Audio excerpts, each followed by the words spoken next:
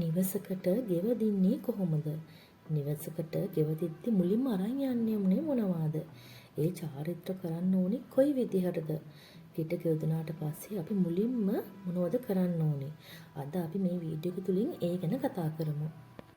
ඉතින් ඇත්තටම ගෙට ගෙවදින්න කලින් අපි කරන්න ඕනේ සුබ නැකතක් හදාගන්න. ඉතින් අපි ඒකට ජ්‍යොතිර්වේදයේ හමු වෙන්න ඕනේ.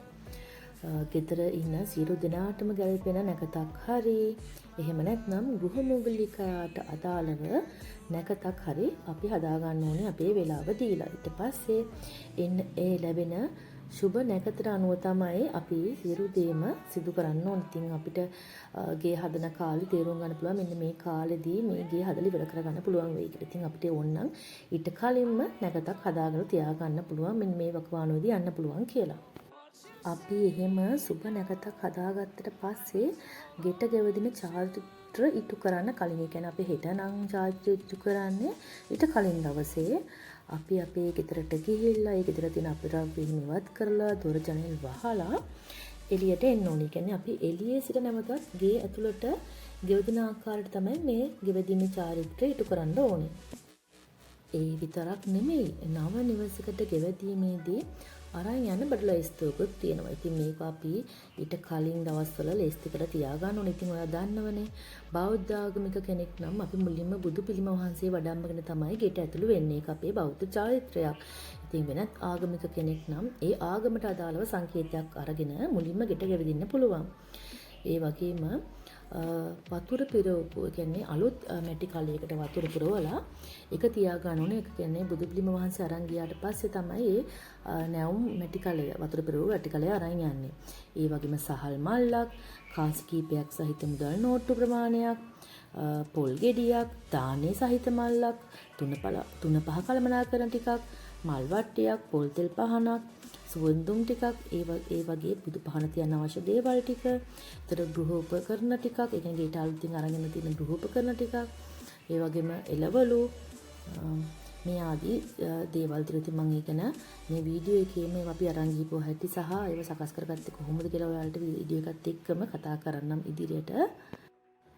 ඉතින් මෙන්න මේ බඩු ටික ලේස්ති කරගත්තත් පොඩ්ඩක් කල්පනාවෙන් ඉන්න ඕනේ. මොකද ගෙට ගෙවදින දවසේ ඒ ගෙට ආසන්නයේ තැනක මේ ටික පිළිවෙලට තියා ගන්න ඕනේ. මොකද ඒ වෙලාවට හොය හොය ඉන්න බෑ.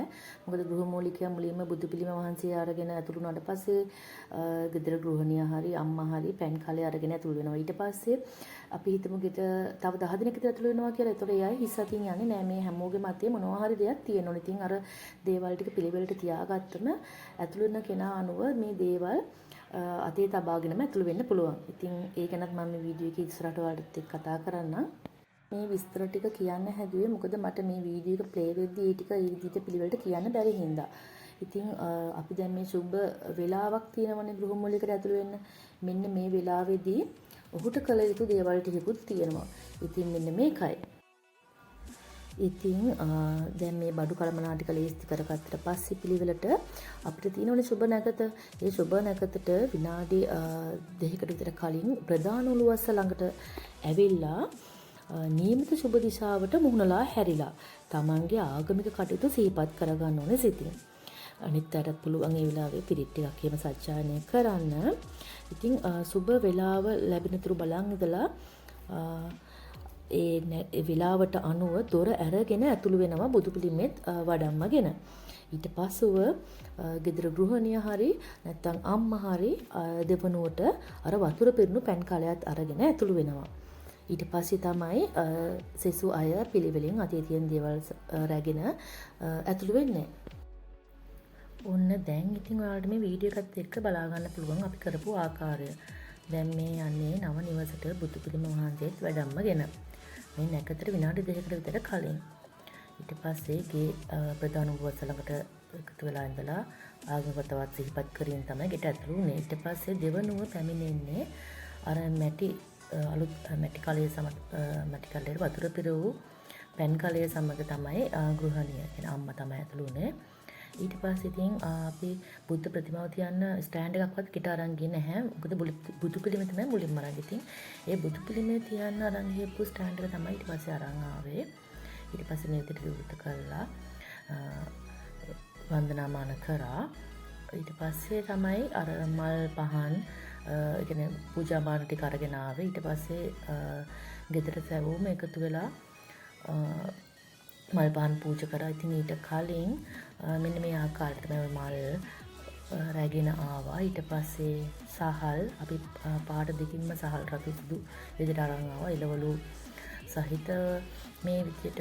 ඊට පස්සෙව පළතුරු ඒ වගේම කිරි පැණි ඊට පස්සෙව 3-5 කළමනාකරන ටික ඊට පස්සෙව කේක් එකක් ඊට පස්සෙව අලලු මේ විදිහට ඊට පස්සේ මේ පිරිසිදු කාරක බඩු මේ අපේ කැවිලි වර්ග. ඉතින් මේ විදිහට අපි ඔක්කොම අතුළු වුණාට පස්සේ තමයි අර මල් පහන් ගෙන ආපු ටිකත් මෙහෙම තියලා බුදුන් මදීම සිදු කරේ. ඉතින් අපි ආගමික කතාවත් සිදු කරා. ඊට පස්සේ තමයි කිරි උතරවන්න ලේස්ති වුණේ. අපි මේ වෙලාවේ හොඳට ගෙදර පිරිත් එහෙම ශ්‍රවණය වෙන්න දීලා ඊට පස්සේ කිරි උතුරන්න ලේස්ති වුණා. ඉතින් කිරි උතුරීමේදී පුංචි දෙයක් තියෙනවා. ඉතින් සමහර අය ගෙවල් වල කුස්සියෙම පෝරණු තුලම කිරි උතුරීම සිදු කරනවා. සමහර අය සාලිය තුල. ඉතින් අපි නම් ඇත්තටම සාලිය තුල තමයි යොදාගත්තේ කිරි උතුරන්න. මොකද මේ අපි සැවොම කියන්නේ ගෙදර හැමෝටම එකතු වෙලා කිරි උතුරන්න අවස්ථාව තිබුණ නිසා. ඉතින් මේ කිරි උතුරීමකට කිරි යොදා ගන්නකොටත් සමහර අය එළ කිරි යොදා ගන්නවා. සමහර අය පොල් කිරි යොදා ගන්නවා. ඉතින් ඒක ඔයාලා කැමැත්ත මත සිදු කරන්න පුළුවන්. ඉතින් අපි නම් ඇත්තටම ෆ්‍රෙෂ් මිල්ක් තමයි යොදාගත්තේ. ඉතින් අපි එදා කිරිපත ඒ වෙලාවේ හදන්න තියාගත්තෙත් නැහැ. අපි ඒක ලස්සන හැදුවා. මොකද අපිට වුණා කිසිම කෙනෙක් කුස්සිය තුල සිරගිරීමක් නැතිව සවුම එක තුල කිරි ගන්න ඕනේ කියලා. ඒ හින්දා අපි ඔක්කොම මෙන්න මේ විදිහට රවුමක් විදියට වටේ මිදලා ගේ සාලේ මැද කිරි ඉතිරීම සිදු කරා. කිරි ඉතිරීමකට අපි ස්ටෑන්ඩ් එකක් මිලදී ගත්තා. නැත්නම් ඔයාලට පුළුවන් ටයිල් වලට රස්නේ වැදින්න නැති වෙන්න තහඩුවක් තියලා ඒ මත වැලි අතුරලා ඒ මත ගල් තියලා කිරි ඉතිරීම සිදු කරන. මොකද නැත්නම් අලුත් නිවසේ ටයිල් එකට රස්නේ වැඩි වෙලා සවුත්තු වෙන්නත් පුළුවන්. ඉතින් ඒක න ඔයාලා පොඩ්ඩක් හිතලා බලලා ඒ වැඩේ කරගන්න. දැන් ඉතින් ඕන තරම් මිලදී ගන්න ස්ටෑන්ඩ් වර්ග තියෙනවා වෙළඳ පොලේ. ඉතින් අලුත් නිවසේ අපි උතුරපු කිරි මුට්ටියේ මේ කිරි ටික නිවුනට පස්සේ වෙනත් භාජනයකට දාලා කිරි සීමගේ ඇතුළත සහ පිටත පොඩක් මද වශයෙන් කිරි සීමක් සිදු කරා. මොකද ඒක හරි සුබයි කියලා කියනවා. ඉතින් උතුරන කිරි ටික මෙහෙම ගේ ඇතුළත සහ පිටත මදක් ඉසීම. ඉතින් අපි ඒ ආකාරයට ඒකත් සිදු කරා. ඉතින් කිරි ඉතුරුවාට පස්සේ අපි මේ කරේ අපි මේ ගේ සඳහා අපි ඕඩර් කරලා තිබුණා වෙනම ගෘහ භාණ්ඩ ටිකක්. මොකද අපි කිසිම දෙයක් බුදු පිළිම අරන් යන කලින් ගේ ඇතුළට අරන් ගියේ නැති නිසා අපි වෙලාවක් දුන්න. මෙන්න මේ වෙලාවෙන් පසු අපිට මේ ගෘහ භාණ්ඩ ලැබෙන සලස්සනට මේ වෙලාවේ ඒවත් ආවා. ඉතින් ස්වාමීන් වහන්සේ නමක් වඩම්මන්න කලින් අපි බඩු ටිකක් ගෙනල්ලා තැන්පත් කරා. එතකොට අපිට ලේසියෙන් මේ දේවල් කරගන්න පුළුවන් වුණ නිසා ඉතින් මේ තියෙන්නේ අපි ඒකට ඇතුළු වෙච්චි අර ගෘහ භාණ්ඩ තෑගි වශයෙන් ගෙන ආපුව අපි පිළිවෙලින් එක එක්කෙනා දීලා ඒ සතුට බෙදාගත්ත අවස්ථාව. ඊට පස්සේ තිබුණේ අපිට ආහාර අනුභවය නැකතකට කරන්න. ඉතින් ඒකත් දැන් මේ මගේ මල්ලිනේ මේ ගෙදරට ආවේ. ඉතින් එයා තෝරගෙන තිබුණේ එයාගේම සහෝදරයයි මගේ හස්බන්ඩ්ව. ඉතින් ඒක ඔයාලට කැමති කෙනෙක්ට ඒ වගේ දෙයක් කරනවා වෙන්න පුළුවන්. ඊට සතුටින් ඒ ගෙදර ආහාර අනුභවයට කෙනෙක් ආරාධනා කරන ගොඩක් හොඳයි. ඉතින් තමන් කෙනෙක්ම තෝරගත්තේ අපි ඒකයි. ඉතින් මේ වෙලාවේ තිබුණේ මේ අපි අරගෙන ආව කැවිලි ඒ දේවල් වලින් අපි ආහාර අනුභව කරන්න තිබුණ කෑම මේසය සරසා තිබුණු ආකාරයෙන් මේ වගේ මල් එහෙම ගෙනල්ලා අපි පොඩක් සැරසීමක් සිදු කරා. ඉතින් මේ වෙලාවේ අර හදලා තිබුණ කිරිපත් එහෙම කාලා පොල් තෙල් පහලපත් කරගම ඉතින් මේ වැඩ පටන් ගත්තේ. ඉතින් ඒ දෙන්නයි වෙලාවට අනුව මම පොල් තෙල් පහලපත් කරලා ඊට පස්සේ කිරිපත් කාලා ඊට පස්සේ තමයි සෙසු අය ආහාර අනුභවය කරේ. ඉතින් මේ වෙලාවේ හිත සතුටින් ඔහුට ත්‍යාග ලබා දෙනවා, මුදල් ත්‍යාග හෝ මොනවා හරි ලබා දෙනවා නම් මේ අවස්ථාවේ ලබා දීමත් සිදු කරන්න පුළුවන්. ඉතින් ඇත්තටම මේ ආහාර අනුභවයෙන් අපි සිදු කරේ ස්වාමින් වහන්සේ නමක් ගෙදරට වඩම්මලා ධර්ම ශ්‍රවණයක් සිදු කරලා පිරිත් ටිකක් කීම. ඉතින් සමහර අය නම් මේක ගොඩක් ලොකුවට කරන අවස්ථාවක් තියෙනවා. ඒ කියන්නේ පිරිත් මණ්ඩපයක් හදලා පිරිත් 3 වරු පිරිත්. ඉතින් ඒ වගේ එක් විදියට වරු පිරිතක්. ඉතින් ඒ වගේ නැත්නම් දානයක් පිළිගැනීම වගේ දේක් සිදු කරනවා. ඉතින් අපිට එදා ඒ දවසේ ඒ දේ සිදු කිරීමට බැරි නිසා අපි එකට වෙනම දවසක ඒ සිදු කරන්න හිතාගෙන අපි ඒ වෙලාවට අපේ ගමේ පන්සලේ ස්වාමීන් වහන්සේ ගෙදරට වැඩෙන්නෙව්වා. අපිට අවශ්‍ය වුණේ ඉතින් ඒ වෙලාවේ පිරිත් ටිකක් කියලා පුංචි ධර්ම ශ්‍රවණයක් කරන මේ ඒ අවස්ථාව. අවස්ථාවක් විශේෂ වශයෙන් ගණනාවක් තියෙනවා. कारण මේ ලෝකෙට ධර්ම පිළිවෙන්න ඉතිරලා විශේෂ වශයෙන් පිළිත් දේශනා කරවන තුන්වගේ ආශිර්වාදයෙන් ලබා ගන්න.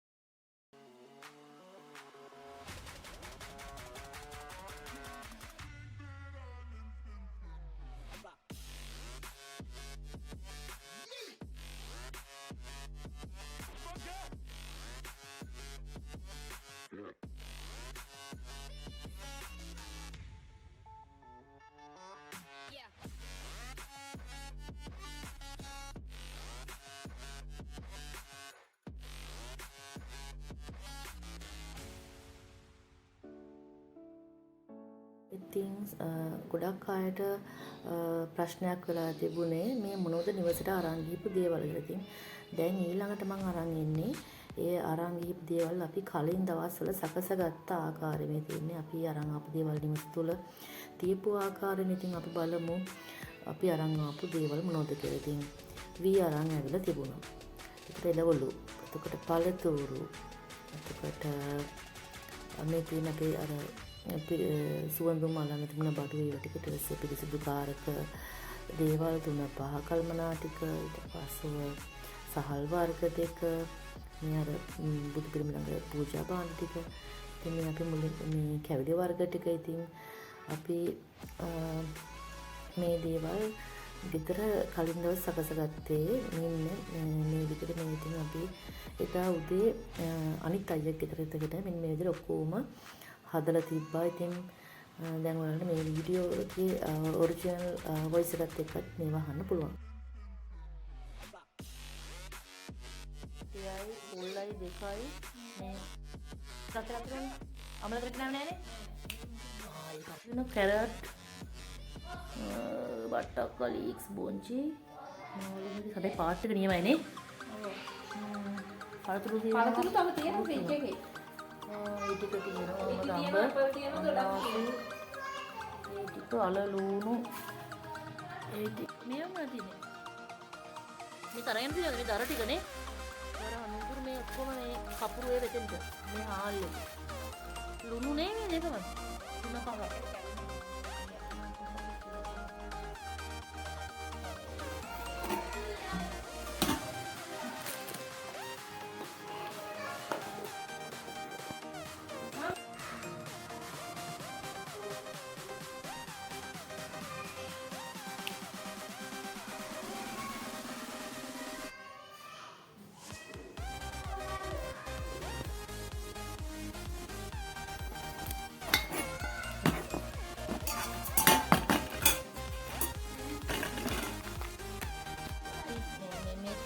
ජාති ටික මේ මට දාන්නේ හාලුයි මොනවද දාන්නේ මුං යට කවුපි පරිප්පු කඩල ඒ ටික මේ සවානට හොඳද නැත්තම් මේකට දැම්මම මදි මේකට දැම්මම මෙහෙම බෑ තියන්න මදි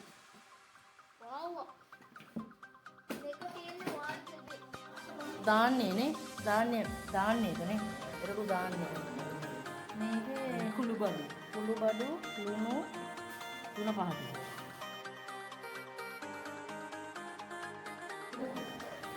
පරිප්පු කව්පි මුං යට කඩල වට්ටක්කලි වම්බටු බොන්චි මොනද මාළුමිරේ ගැටකොළු කැරට් පොල් ඊට පස්සේ අල ලුණු උරුදු ජීවිතේ එනසාල් ගම්බිරි පරාපුණි ගොරක ඉඟිලි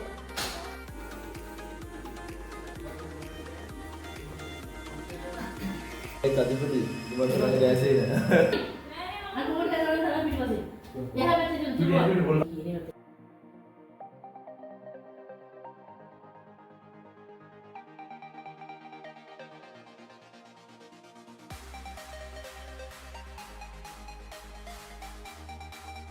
ඉතින් ඔයාලට පේන මේ කලින් දවසේ අපිව සකස් කරගත්තු ආකාරය තමයි පෙන්වුවේ. ඉතින් ඔයාලගේ මීට වඩා වෙනස්කම් සිදුනවා නම් පහලින් කමෙන්ට් කරන්න. ඉතින් මේක හරියටම පර්ෆෙක්ට් නොවෙන්නත් පුළුවන්. මම හිතනවා මම ගොඩාක් වීඩියෝස් බලලා දේවල් හොයාගෙන ජෝතිර්වේදයටත් අනුව තමයි මේ දේවල් සිදු කරේ. ඉතින් ඔයාලගේ අදහස් තියෙනවා නම් පහලින් කමෙන්ට් කරන්න. ඔයාලා කොහොමද කරේ මේ විදිහට නැත්නම් වෙනත් දේවල් මීට වඩා එකතු වුණාද? ඒ ආකාරයේ දේවල් තියෙනම් කමෙන්ට් කරන්න. ඉතින් මට මොකද තවත් විස්තර ඩිස්ක්‍රිප්ෂන් බොක්ස් එකට මම අප්ලෝඩ් කරන්න බලාපොරොත්තු වෙනවා. ආයෙත් බලා ගන්න පුළුවන්.